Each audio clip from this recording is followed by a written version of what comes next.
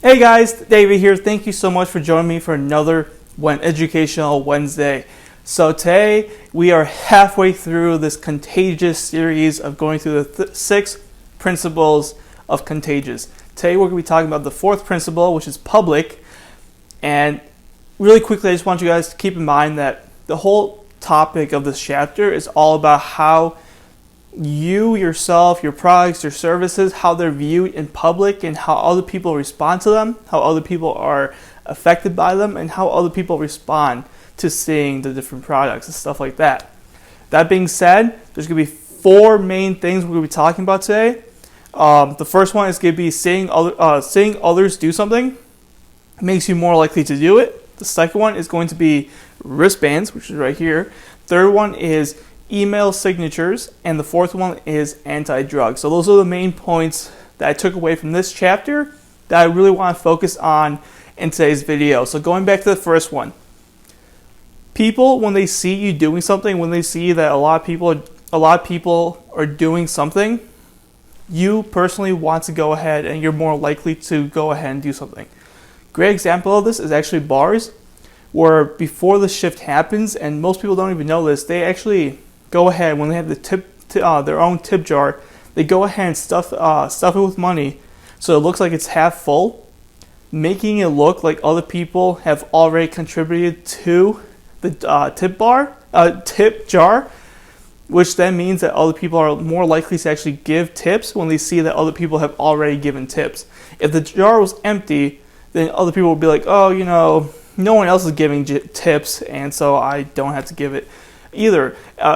Personal experiences, everyone, I know just from this example, you could think of many, many examples in your own life where there was a time that you saw either an empty jar for a tip or just anything in general, and you looked around to make sure hey, was everyone else doing this? Like, what are other people doing? If you go to church, a lot of times they ask for donations, and so, when you see everyone else doing it, even though you might not personally want to do it, or you might not feel like donating at that time, you still are more likely to actually do it because you see everyone else donating, and it looks bad on you if you don't donate.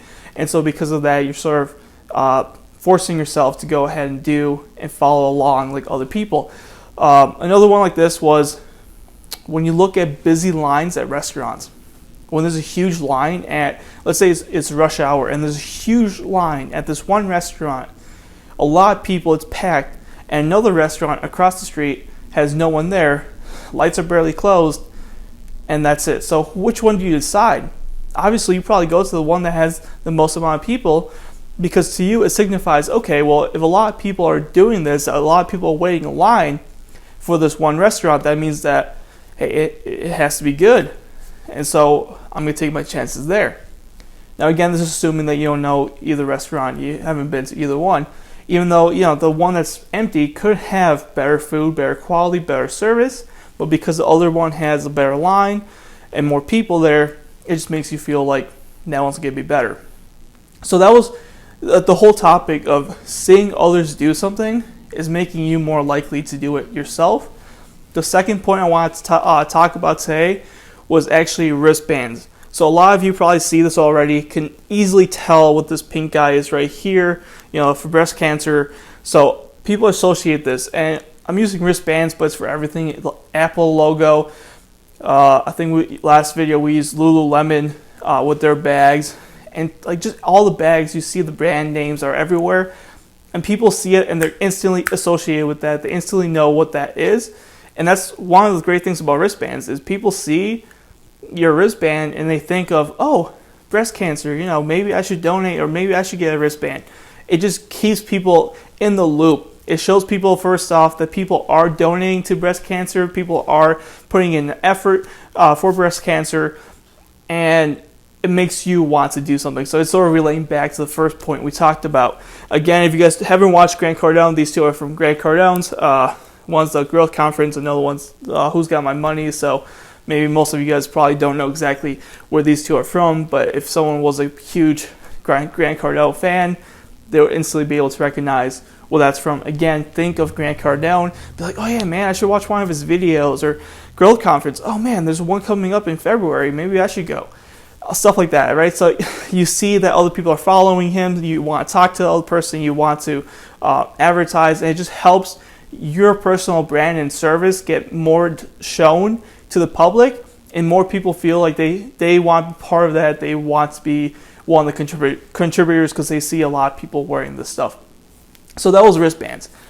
Third one is email signatures. Now, email signatures, what I mean by this is, I believe it was Hotmail started this, and you see this a lot with now Apple and everything, sent through Hotmail, sent with iPhone, right? At the bottom of the email, there's a little sent by message, and when people see that, they're like, oh man, that dude's using an iPhone, right? It goes back to all the other videos that we talked about, where it's people see that you're using an iPhone, people see that you're using Hotmail or Yahoo, Google, whatever it is, and they see that little message sent by, they start seeing it more and more, and they're like, man, people really must be posting and using iPhones, using Hotmail, using these kind of different emails. I should probably be part of that. I want to be part of that because that's where the majority of people are using. Even though it might not be true, it looks like it's a majority because you constantly keep seeing that same message over and over and over again.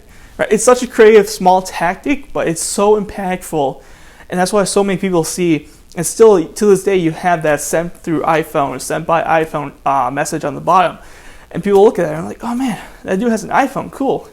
Maybe I should get a new iPhone." Or it just has Apple in your back of your mind. Your subconscious is instantly programmed to know it's iPhone and think about Apple, because you might be in the market, and when you keep seeing these messages, you might be interested. Now, the fourth one was anti-drugs and their whole entire campaign. Now, anti-drugs, their campaign is good. I mean, their message is really powerful, what they're trying to do. But the issue that the author has with this drug policy, even just in colleges and drinking as well, is when you tell people not to do drugs, when you say that certain X amount of people do drugs, or just mention the fact that people do drugs, don't do drugs, it shows to the viewer that people are doing drugs, and so they should probably be doing that too. It shows that, oh my God, there's a lot of people doing drugs. Maybe I want to be part of that group. I want to be part of that cool hip group, like the public is. Again, drugs aren't good. Don't do drugs. But see how that impacts you, how it changes when you say something, don't do something, and you make huge campaigns about it. It makes people think, okay, so there's a ton of people actually doing drugs for them to actually go ahead and start making these businesses and campaigns and advertisements to keep you from doing drugs. So it's like a double-edged sword there, which was really interesting to read about. And that's why I highly recommend you guys pick up the book Contagious. With that being said, those were the 4 main points. The first one was seeing others do something makes you more likely to do the same thing. The second one was wristbands right here. Third one was email signatures. And fourth was anti-drugs. This was a little bit shorter chapter, so not a lot of content, but it was still amazing to think about how is your product or service viewed in the public eyes, and what can you do to make sure people are constantly thinking about your product in a good way. With that being said, thank you so much for watching another Educational Wednesday video. Thank you so much for watching, and I'll catch you guys in another one of my videos. Peace out.